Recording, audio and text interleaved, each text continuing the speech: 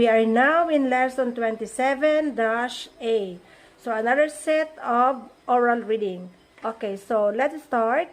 Dear Jim, as you may know, Harry Smith will be 21 on June 28th, period. In honor of this occasion, I am planning to have a birthday celebration for him on that day at my efficiency cabin in Ocean Grove, period. I am inviting 7 or 8 of his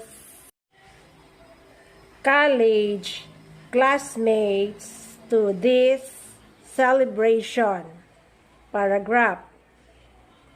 Are you free on June 28? Question mark. If you are, please plan to be in Ocean Grove an hour or so before 5 o'clock. Paragraph.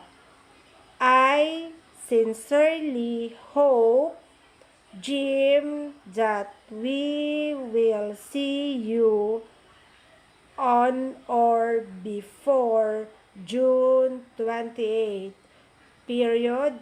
Yours very truly. Okay, so that's the end of lesson 27-A. So, hope you like my simple tutorial. And please click the like, subscribe, and bell button for the next video. Thank you. Bye-bye.